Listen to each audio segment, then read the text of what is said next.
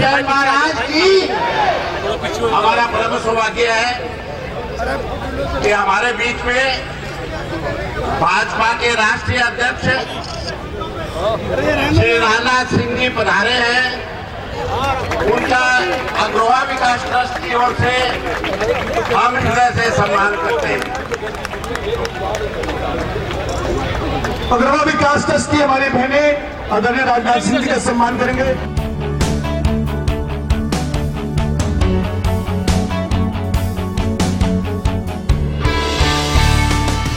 मंच से जो प्रकाशित हो रहा है भाई राजनाथ सिंह जी के हस्ते,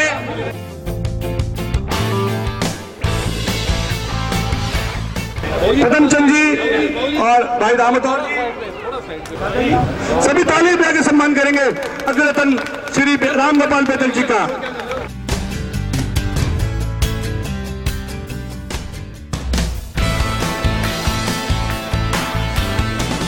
आदरणीय हमारे मुख्य अतिथि श्री राजनाथ सिंह जी हमें संबोधित करेंगे।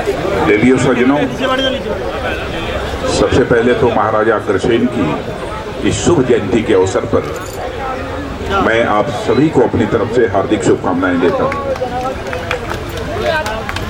महाराजा अग्रसेन के बारे में आप सबको बतलाने की आवश्यकता नहीं है। आप सभी जानते हैं कि आज के 5000 पहले 5000 वर्षों से लगभग जो भी इतिहास उपलब्ध होता है तब से माना जाता है कि महाराजा अग्रसेन उसके पहले पैदा हुए थे और उनके बारे में 5000 वर्षों का भी एक इतिहास हमारे भारत में मिलता है। और इस सच्चाई को भी हम जानते हैं कि द्वापर का जो अंतिम शेष भाग था, उसी द्वापर के अंतिम शेष भाग में ही महाराजा अग्रसेन जी पैदा हुए।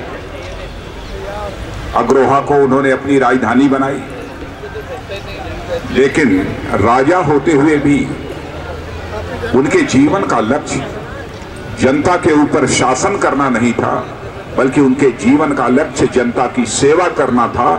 एक ऐसे महाराजा अग्रसेन जी इस भारत में राजा हुए हैं जिन्होंने एक सुशासन, जिसे अंग्रेजी में गुड गवर्नेंस कहते हैं, वह देने में एक अपनी नई मिसाल कायम की है। जनता की चिंता करना, उनके दुख दर्द की चिंता करना, जो दुखी हैं, पीड़ित हैं, उनकी चिंता करना, इसकी एक मिसाल महाराजा अग्रसेन ने कायम की है। और सचमुच यदि किसी को सुशासन का अथवा गुड गवर्नेंस का कोई उदाहरण यदि पेश करना है तो महाराजा अग्रसेन का जो शासन काल रहा है उस आधार पर लोग उदाहरण पेश कर सकते हैं। उसके लिए आज आपको उदाहरण देने की जरूरत नहीं है, वह प्रत्यक्ष आप लोगों के सामने विद्यमान है।